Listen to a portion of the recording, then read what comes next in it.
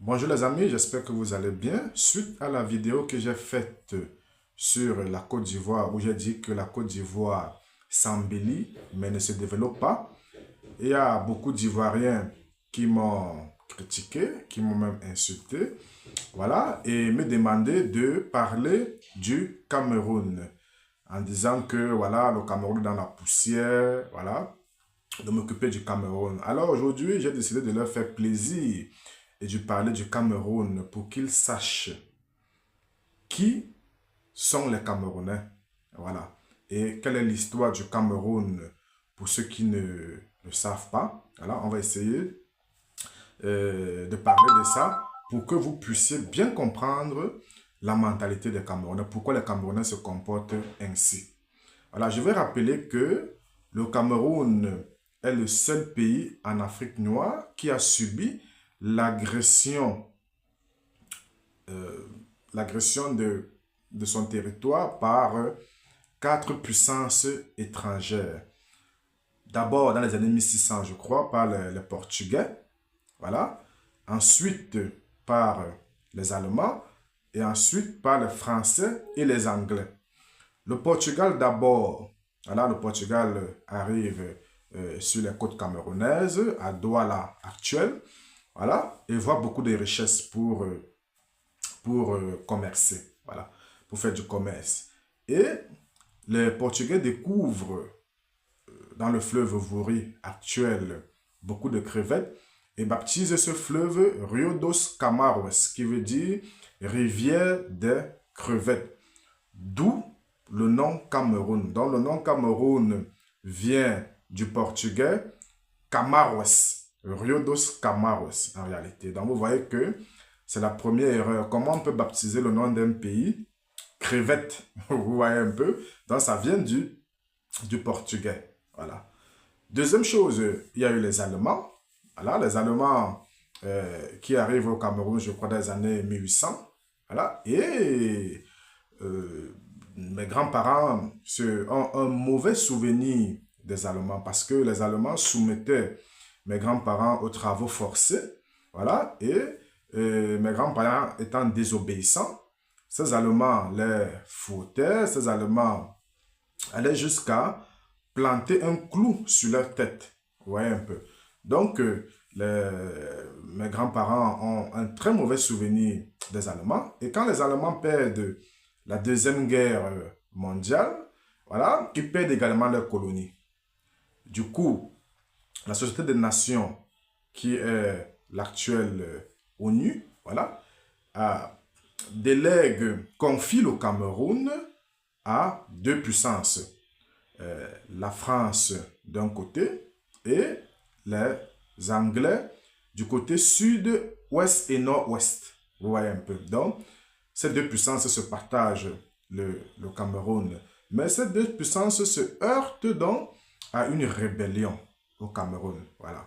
Parce que ces deux puissances sont venues chercher au Cameroun ce que les Camerounais eux-mêmes cherchaient. Donc, ils sont venus chercher de l'argent. Et les Camerounais aussi étaient intéressés à l'argent. Donc, ce qui fait qu'il y a donc une rébellion, une résistance. Voilà, les Camerounais voulant le départ pur et simple de ces deux puissances, d'où naît donc les guerres de l'indépendance. Vous voyez un peu? Voilà, avec comme parti politique l'UPC, l'Union des populations du Cameroun, à sa tête Ruben Oumniobé. Voilà, il y avait aussi certains leaders comme le docteur Félix Roland Moumier. On note aussi Ernest Wandji. Voilà, le docteur Osende Afana. Donc, vous voyez que les Camerounais déjà ne voulaient pas la colonisation, les amis. On a vu Oumniobé qui allait jusqu'à l'ONU demander l'indépendance pure et simple, la libération pure et simple du Cameroun par les colons. Vous voyez. Et quand il rentre au Cameroun, voilà, il continue la guerre, il continue la lutte. Et il est assassiné, je crois, dans les années 55-58, au niveau, dans sa région natale, chez les Bassa. Voilà. Brutalement assassiné. Et son corps est coulé dans du béton, les amis. Quel souvenir pour les enfants et petits-enfants de Oumniobé. Vous voyez? Et aussi, il y a le docteur Félix Roland Moumié, qui lui est empoisonné en Suisse, voilà, par le service secret français au nom de William Bechtel. Vous voyez que Félix Roland Moumié meurt donc en Suisse, mais est enterré en Guinée-Conakry, je crois, même pas au Cameroun. Quel souvenir pour les enfants ou la famille du docteur Félix Roland Moumié. Le dernier résistant au nom de Ernest Ouandji, lui est fusillé sur la place publique à Bafoussam le 15 janvier 1971, je crois bien. Voilà. Quel souvenir pour les Camerounais. Quel souvenir pour les enfants, la famille de Ernest Ouandji. Donc vous voyez que ce sont des mauvais souvenirs. Vous voyez ça, vous comprenez bien.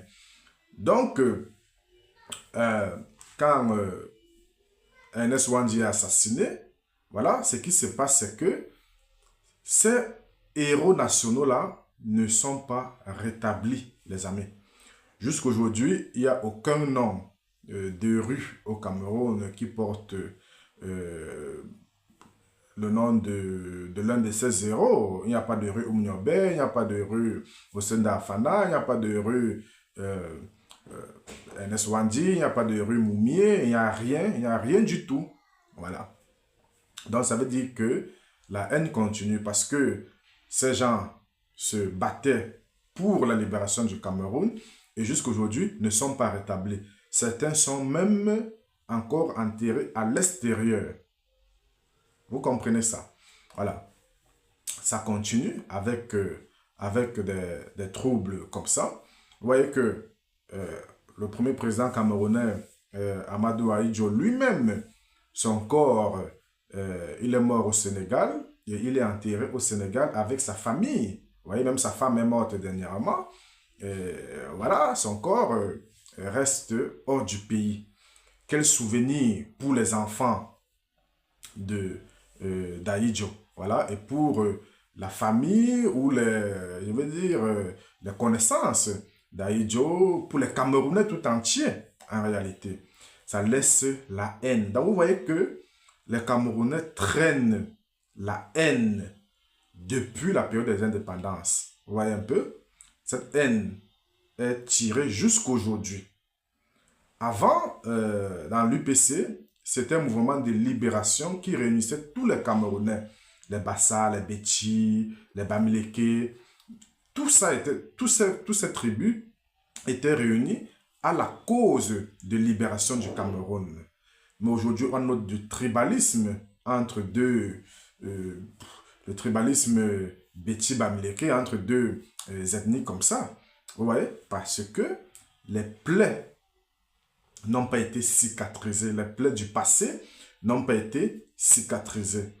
Et tant que le président actuel ou le futur président qui sera là ne cicatrise pas ces plaies-là, le Cameroun ne pourra pas se développer, les amis.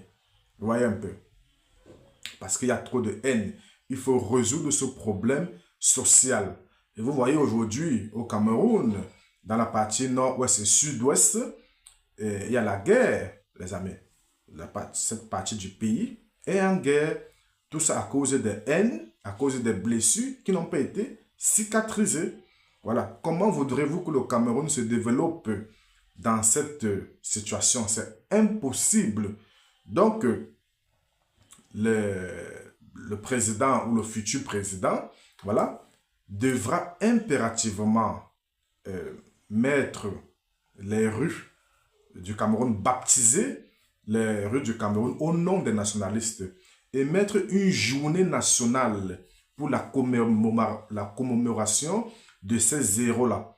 Parce que si ce n'est pas fait, ça ne sera pas bon. Parce qu'il faut que, voilà, les enfants de ces héros, les enfants du Cameroun, voilà, trouvent la paix de l'esprit. Vous voyez un peu. Donc, il faut une journée nationale de commémoration pour ces héros de la libération la lutte contre les indépendances, pour nos morts. Voilà, beaucoup de familles ont perdu. Beaucoup de familles ont perdu des vies. Beaucoup de familles ont perdu des vaillants personnes. Voilà, leur papa, leur grand-père, leur grand-mère et tout, suite à cette guerre qu'on a qualifiée de maquisard. Comment peut-on qualifier une guerre de libération du Cameroun de maquis? Ouais, voilà, et on qualifie ces gens de maquisards. Ce n'est pas normal. Ce n'est pas, aujourd'hui, ce n'est pas rétabli. On doit changer ça et enlever le mot maquisard, enlever le mot maquis, parce que c'est des vaillantes personnes qui ont donné de leur vie pour la libération du Cameroun. Et pas seulement eux, beaucoup de Camerounais aussi étaient entraînés dans cette guerre. Voilà, nos parents, nos grands-parents sont morts parce qu'ils luttaient auprès de l'UPC pour libérer le Cameroun, les amis. Donc, c'est ça la mentalité des Camerounais. Voilà, si les Camerounais sont haineux, vous trouvez que les Camerounais sont haineux, voilà, c'est parce que il y a cette blessure-là qui ont été traînées jusqu'ici et qui n'ont pas été cicatrisées, les amis. Cette blessure doit se cicatriser. Sinon, le Cameroun ne trouvera pas la paix.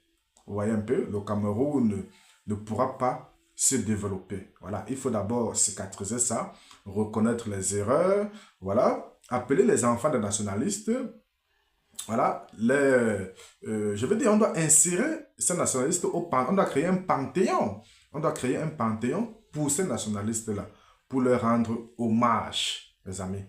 Pour leur rendre hommage, parce que leurs enfants ont vécu dans l'anonymat, ils ont été obligés de changer leur nom, parce que, voilà, sinon ils seraient également décimés, les amis.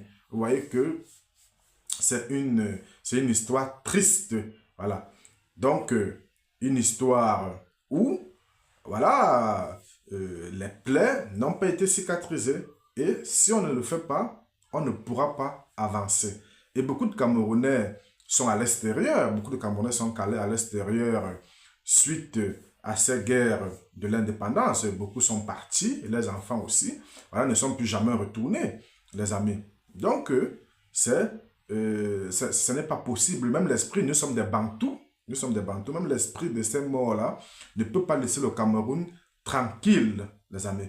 Donc, en tant qu'Africains, on doit reconnaître, faire d'abord rentrer la dépouille des Camerounais, de ces nationalistes, et la dépouille aussi du premier président camerounais qui, lui, est mort et enterré au Sénégal avec sa famille. Ce n'est pas normal, les amis. Donc, c'est ça, en fait, l'esprit des Camerounais. Que peut-être les Ivoiriens ne comprennent, ne comprennent toujours pas. Voilà. Et dans une prochaine vidéo, je vais vous parler pourquoi est-ce que les Camerounais s'occupent de la cause africaine. Voilà. Parce que les Ivoiriens qui demandent, non, on parle du Cameroun, ne parle pas de la Côte d'Ivoire. Je vais vous dire pourquoi le Cameroun s'occupe de la cause africaine. Portez-vous bien.